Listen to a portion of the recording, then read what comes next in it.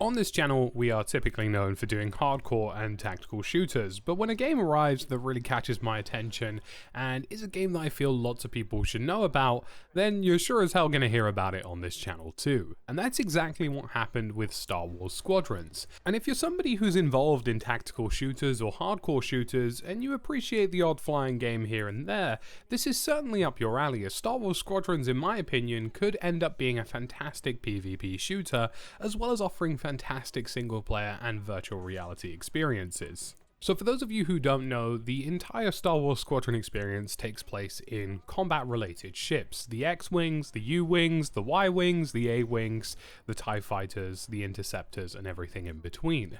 And this is a really interesting concept because the game primarily features around 5v5 dogfights.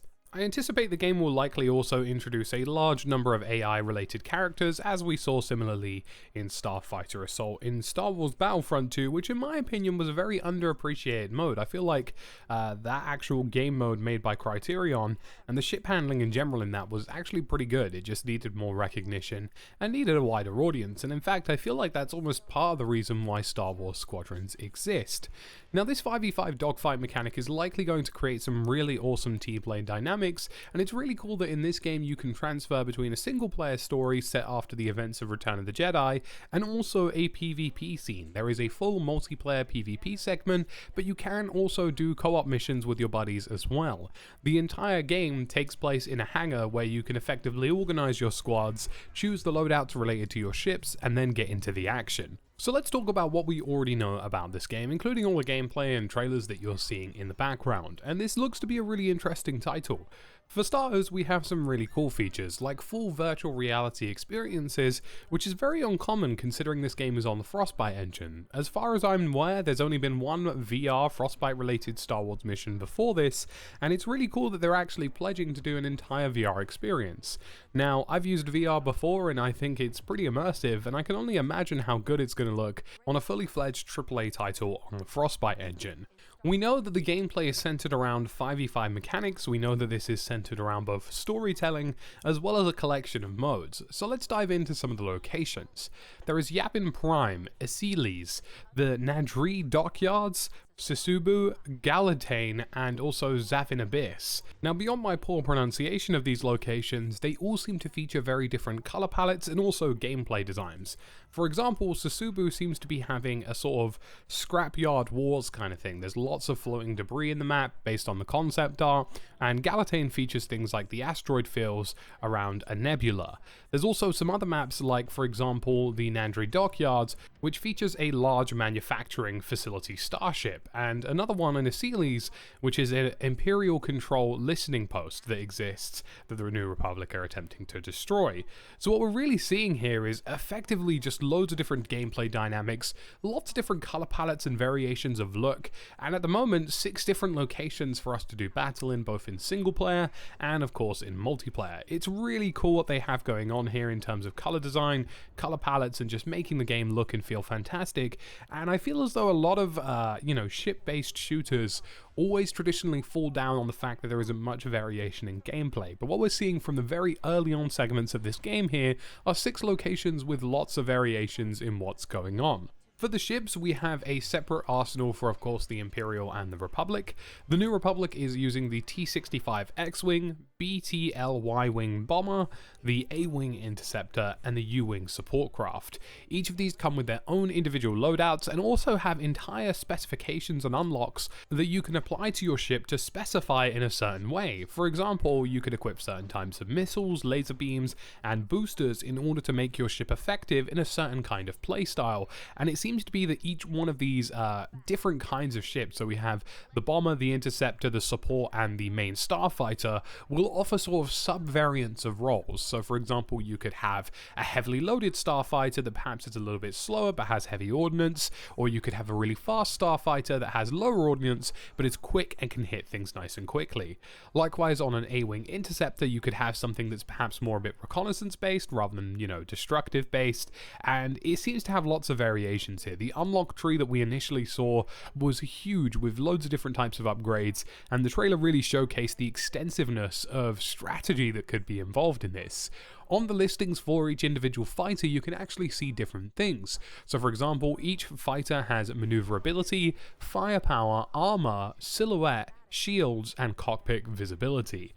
It's harder to see and hit from the rear according to the X-Wing, and easier to hit from above due to the silhouette of the ship, and in terms of cockpit visibility, it's completely unobstructed forward and above to the sides, but restricted to the rear of the cockpit. So it seems that they're going to be using all kinds of manners of things to balance these ships, including how much obscurity is in the cockpit, including how easy these things are to hit based on the size and shape of each individual craft, and things like the speed and how easily those things can actually see from outside. For example, the Y-Wing bomber has unobstructed forward visibility into the sides, but restricted above, below, and to the rear, making a Y-Wing bomber an easy target from above and below, because they simply won't have the ability to look in those directions without communications and comms from other people. It also features low maneuverability.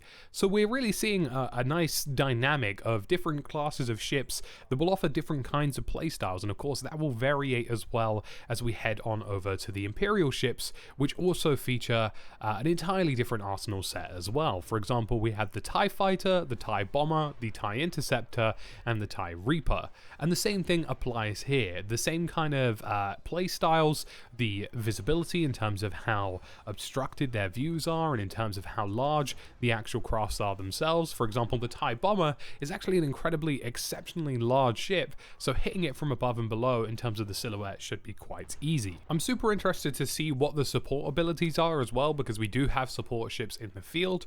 Perhaps they will be able to recharge ammunition types or repair armor or hulls. It'll be interesting to see the extensiveness of this dynamic of gameplay, but it really is fantastic to see that there is this really multi-versatile feature set for this game this early on, and seemingly lots of layers of strategy from the get-go. You know, you can actually convene your entire squadron together before you go into battle to pick up a certain loadout between the 5 of you that will be the most effective. Maybe, for example, in one game you decide to go mostly interceptors with a TIE fighter or 2, and then you also decide to have a support ship. Or another game you decide to pull out the heavy explosives and have more bombers than you do fighters.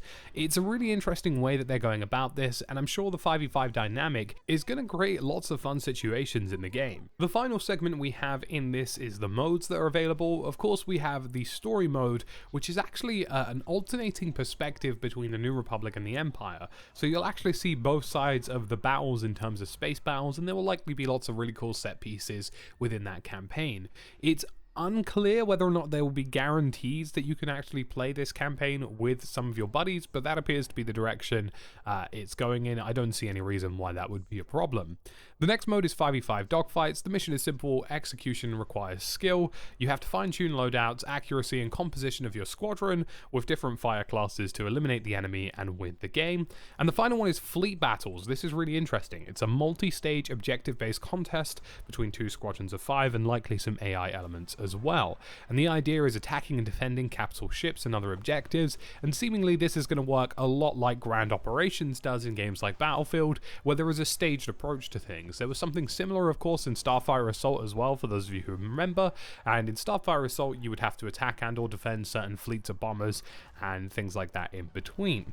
So a really kind of generational improvement on what Battlefront 2 offered in a standalone title, and I think Star Wars Squadrons will actually end up being incredibly popular. I think EA are almost underestimating just how interested people might be in this game and what the audience might be for this game. Other important notes about this game is that it is releasing for $39.99 US or £40 give or take, and it will also be releasing as a standalone piece of content. There are presently no plans to expand on what has already been provided. For example, there is no live service or no guarantees surrounding DLC. I feel as though EA are kind of testing the waters with this one. They want to see just how well it's going to do, and if it does exceedingly well, I think it's likely you'll see seasonal content or some kind of future updates to the game. But as it presently stands, this is just being shipped as a standalone product, no live services, no microtransactions. £40, here's your game, enjoy. I'm super excited to see what happens with Star Wars Squadrons. I feel like this could be a really exciting introduction to the franchise for Star Wars gamers, but also just in terms of somebody who likes strategic games, I think this is going to be up a lot of people's alleys, especially those of you with VR headsets. I can only imagine just how good this is going to look in VR, and having used an Oculus Rift S and also a Valve Index myself, I can only imagine just how much fun it's going to be in that cockpit. So folks, that's it from me today at the Tactical Brit. We're definitely going to be covering more of Star Wars Squadrons in the future. I feel as though the sort of gameplay dynamics that are on show here are the kind of things that interest me in terms of just tactical gaming and strategic gaming. So make sure to hit subscribe and follow for more, and I'll see you guys in the next video.